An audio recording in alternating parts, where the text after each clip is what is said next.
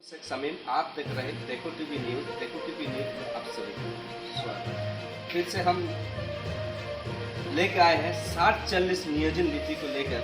अभी जो मेरे साथ बैठे हुए हैं आईसीयू के केंद्र सचिव माधव चंद्र महतो, जो एक शिक्षित है। उन्हीं से हम एक बिल को लेकर जो 60-40 नियोजन नीति के बारे में जो झारखंड विधानसभा अध्यक्ष रविंद्रनाथ महतो के द्वारा जो पुतुलबना में एक बयान जारी किया था, जो 60-40 विरोध क्यों हो रहा है यहाँ पे। अगर विरोध करना है तो 20-80 का विरोध कीजिए। तो वहीं साथ से हम पूछेंगे जो 20-80 कहाँ से हो रही है, या 60-40 या 20-80, उसी के बारे में हम सर जानने का प्रयास करेंगे। तब तक आप देख रहे देखो टीवी न्यूज। सबसे पहले सर देखो टीवी न्यूज में आपका स्वागत है। आपको भी बहुत बहुत धन्यवाद। सर, जो झारखंड विधानसभा अध्यक्ष रविंद्रनाथ महतो के द्वारा जो पुतुलबना एक प्रोग्राम में उनके द्वारा बताया गया कि कौन यूनिवर्सिटी से पढ़े हैं, जो 60-40 या बिल्कुल है नहीं, 60-40 नियोजन की है नहीं। या अगर विरोध करना है किसी को तो विरोध करिए 80-20 का। तो 80-20 है या 60-40, इसको खुलासा करिए। देखिए, माननीय अध्यक्ष महोदय एक बहुत ही जिम्मेदार पद में आसीन है और पद के हैसियत से भी मैं उनको सम्मान करता हूँ। लेकिन इस प्रकार का संवैधानिक पद में रहने के बावजूद नियम से परे अपना विचार और वक्तव्य देना, ये सिर्फ झारखंड के लिए नहीं, पूरे देश में अपना छवि को खराब करने का कहिए एक स्टेटमेंट। कहने का तात्पर्य ये है कि 60 तो समझ में आता है। 60 का मतलब हुआ कि 60% रिजर्वेशन, जिसमें माननीय के द्वारा यह बताया गया कि एसटी को 28%, एससी को यानी अनुसूचित जाति को 12-14%। मैं पूर्व में भी एक टिप्पणी किया था कि भाई 12-14 क्या कह रहे हैं, आइदर आप 12 बोलिए या 14 बोलिए। लेकिन ये झारखंड मुक्ति मोर्चा का एक प्रस्ताव में है। अभी तक इसके बारे में किसी प्रकार की कोई चिट्ठी झारखंड सरकार के द्वारा निर्गत नहीं हुई। इसीलिए संवैधानिक पद में रहकर, इतना बड़ा ओहदे में रहकर इस प्रकार का बचकाना बयान देना दुर्भाग्यपूर्ण है।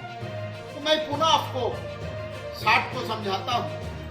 60 क्या है कि एसटी का 26%, एससी का 10%, ओबीसी का 14% और ईडब्ल्यूएस का यानी आर्थिक रूप से कमजोर वर्ग के लिए 10%। ये सभी को अगर जोड़ेंगे तो आता है 60%। ये बात समझ में आती है। लेकिन 40 ये ना तो समझ में आती है और ना यहाँ के लिए ये किसी प्रकार का एक अच्छा संकेत है। कहिए कि एक प्रकार से झारखंड और झारखंडियों के लिए दुर्भाग्यपूर्ण बयान है। इसलिए इस पार्टी ने जब अपना इलेक्शन मैनिफेस्टो घोषित किया तो उन्होंने कहा था कि हम खतियानी सरकार बनाएंगे और 1932 के आधार पर हम स्थानीयता की नीति और स्थानीयता की नीति को ही नियोजन नीति का तगमा देकर हम यहाँ के तीसरे वर्ग और चौथे वर्ग के कर्मचारियों का स्थानीय लेवल पर नियुक्त करेंगे, जो 1932 के खतियाधारी हैं। आज उन्हीं लोगों के द्वारा एक प्रकार से इनडायरेक्टली 40% झारखंड के पदों को पूरे भारत के लिए ओपन करने का एक विचार उन्होंने व्यक्त किया। मैं इसका विरोध भी करता हूं और ये कहना चाहता हूं कि एक मुंगेरी लाल के हसीन सपने होते हैं। उन्होंने स्टेटमेंट दिया कि ट्राइबल कल्चर पर अगर सरकार सिलेबस बना देगी, उस प्रकार के क्वेश्चनियर्स डेवलप करेंगे, तो हो सकता है कि 20% लोग और शामिल हो जाए। ये तो एक सपना दिखाने जैसा है। शामिल हो जाइए, आप क्यों कह रहे हैं? ये हो जाएगा इसका गारंटी क्या है आपके पास? अगर मैं कहता हूं कि भाई आज के जमाने में जब ये कम्युनिकेशन इतना फास्ट हो गया है, कई प्लेटफॉर्म इलेक्ट्रॉनिक मीडिया का इतना तेज हो गया है कि आज यूट्यूब के माध्यम से, आप गूगल के माध्यम से, आज ई पेपर के माध्यम से टोटल दुनिया का कहां पर क्या कानून है, क्या स्ट्रेटजी है, क्या कायदे हैं, यह आदमी पढ़ लेता है। मैं माननीय अध्यक्ष महोदय से कहना चाहूंगा कि ट्राइबल कल्चर को अगर पढ़ने का कोई कोशिश करेगा तो क्या ट्राइबल कल्चर को समझ नहीं पाएगा?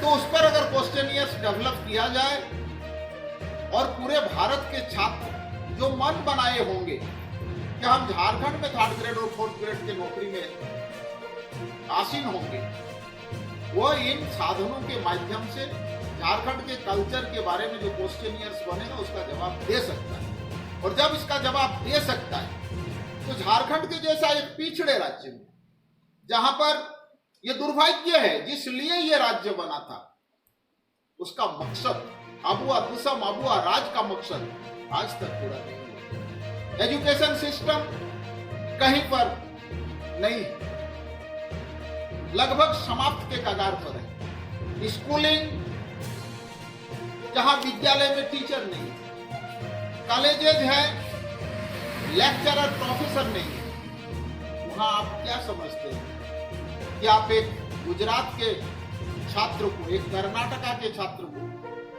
एक उत्तर प्रदेश के छात्र को आप कंपटीशन में हरा दीजिएगा?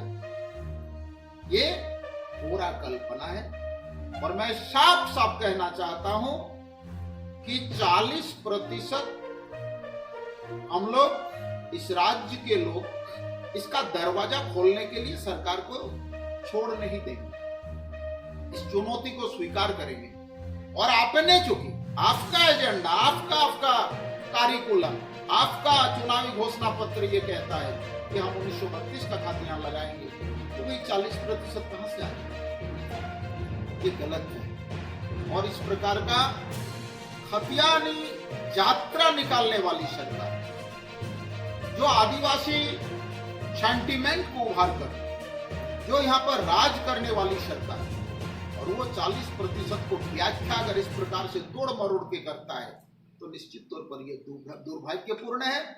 मैं आजसू पार्टी के केंद्रीय सचिव होने के नाते भी हम लोगों ने सामाजिक भागीदारी के तहत इस प्रकार से सामाजिक लड़ाई को हम लोग लड़ रहे हैं, हम लोग कदापि ये बर्दाश्त नहीं करेंगे। और मैं कहना चाहता हूं बड़ा विनम्रता के साथ, माननीय अध्यक्ष महोदय को बड़ा विनम्रता के साथ अनुरोध करना चाहता हूं कि आप ओबीसी समाज से आते हो, आपकी जनसंख्या इस राज्य में कम से कम 52% है।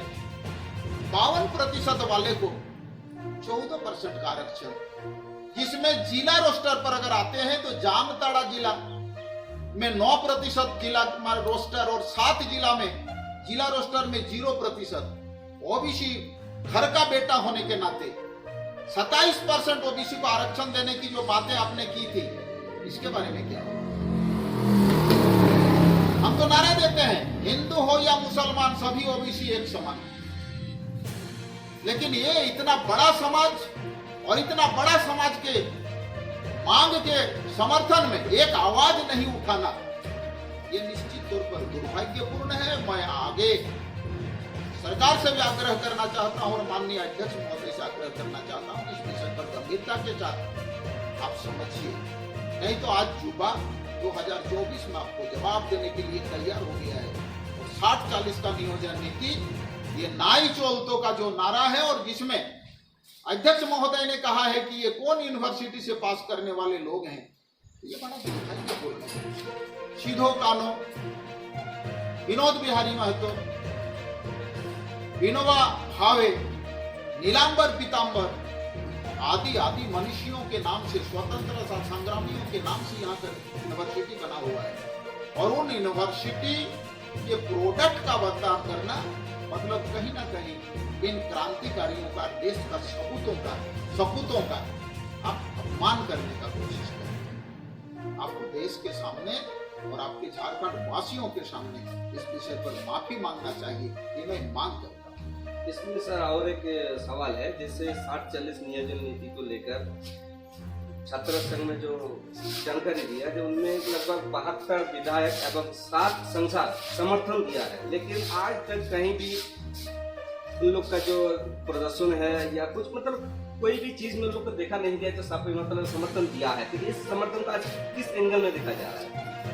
देखिए, ये तो बेहतर आपका संघ वाले बताएंगे, लेकिन सोशल मीडिया के माध्यम से मैं भी कहीं कहीं पर कई विधायकों का, सांसदों का समर्थन पत्र देखा था, और इससे ये जाहिर होता है कि जो माननीय लोग हैं ये भी वर्तमान सरकार के क्रियाकलाप से संतुष्ट नहीं है। इनके अंदर में भी झारखंडी भावना है और वो चाहता है कि यहाँ नियोजन नीति खतियान के आधार पर बने। नतीजा ये होगा कि जब अंदर में आग सुलगती है तो कल जाके वो आग दावानल बन जाता है। तो ये आग आने वाले समय में इस सरकार को ले डूबेगी और आने वाले समय में एनडीए नीति सरकार बनेगी, और उस सरकार में यहाँ के छात्र, यहाँ के युवा, यहाँ के किशोरियां, इनको न्याय मिलेगा, ये मैं कह सकता हूँ। और सर रहा सवाल और एक, अभी नाला विधानसभा में एनडीए का क्या राजनीति? देखिए, अभी तो पिछले बार दुर्भाग्यवश एनडीए का तमाम घटक एक साथ नहीं हो सका, लेकिन समय का नजाकत को देखते हुए इस बार एनडीए पूरे एकजुट है। जहां तक नाला का प्रश्न है, नाला का एनडीए का प्रश्न है, तो नाला एनडीए में मुख्यतया 2 घटक, एक भारतीय जनता पार्टी और दूसरा आजसू। ये भारतीय जनता पार्टी और आजसू, ये दोनों मुख्य घटक एक साथ इस बार गोलबंद है, और हम लोग एक साथ यहाँ चुनाव लड़ेंगे, और निश्चित तौर पर ये विधानसभा इस बार हम लोग खत्म करेंगे। आप देख सकते हैं मेरे साथ जो आजसू का केंद्रीय सचिव माधव चंद्र महतो सर है, उन्हीं की बुलंद आवाज से जो 60-40 नियोजन नीति के बारे में बारीकी से इन्होंने समझाया। तो खबर कैसे लगी कमेंट जरूर करना। मेरे साथ जुड़े रहने के लिए तमाम दर्शकों को धन्यवाद।